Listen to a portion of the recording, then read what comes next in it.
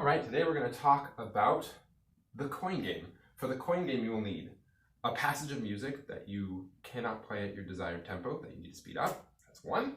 Two, you'll need 3 coins. I have 3 quarters. There. And you will need a metronome. I'm using a metronome on my computer. The coin game exploits one of the greatest advantages of the metronome. The advantage of the metronome is that if you are going to speed up a passage using the metronome, you can do it very, very incrementally. And the reason why that is so important is that if you start at an easy tempo and you increase at such small increments, it never feels hard.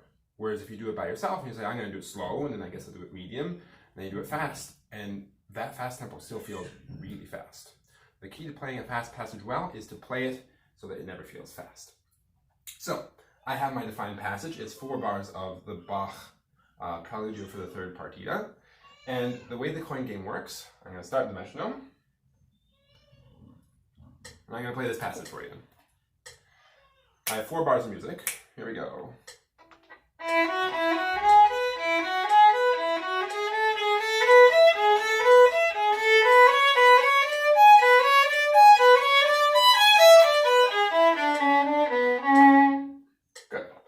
Helps have a metronome that's a little bit louder. Okay, so I would call that a successful repetition. I was fairly consistently with the metronome. The notes were accurate, fantastic. I'm going to move 1 coin over, like that, and I'm going to increase my metronome tempo by only 2 clicks. Let's do it again.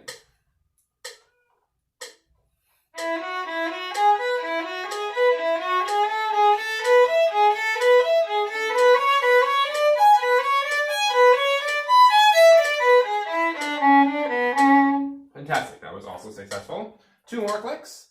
Move the coin over. All right, here we go.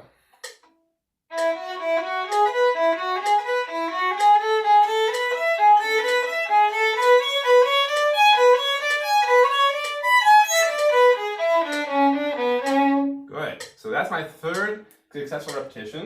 And you'll see I've done what I call clearing the side. All the coins have moved over. That means now it's the random time. I can increase the metronome by as much as 10 clicks. If I want to live real dangerously, I can take all 10. If I want to be kind of conservative, I can just do another 2, but it's my choice.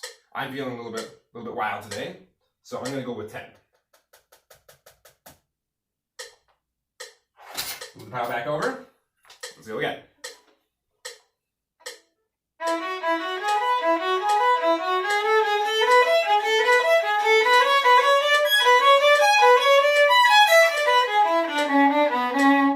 Now, all the notes were there, but I had some kind of not good contact with the string, and I'm feeling very fussy today, so I'm going to actually call that a non-successful repetition.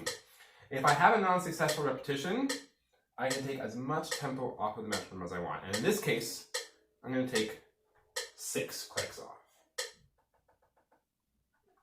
Let's give it another go.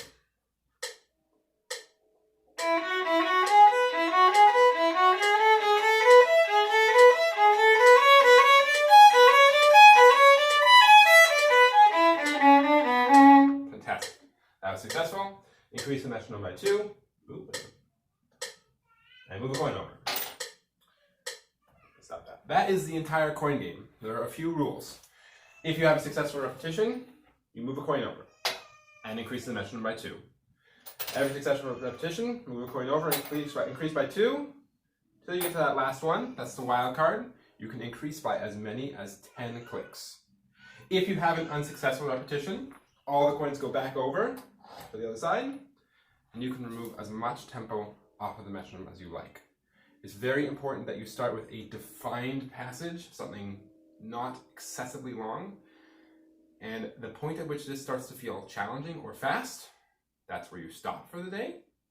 If that for me is, let's say, 80 today, great, stop at 80, come back tomorrow, start at 72, and you'll find that if you do this consistently every day, the tempo will just gradually get faster and faster, and it will never ever feel hard. It will never feel fast.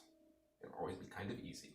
And before you know it, you'll be flying through the passage that you couldn't play a week ago, and it will be easy, and everyone will wonder how you did it.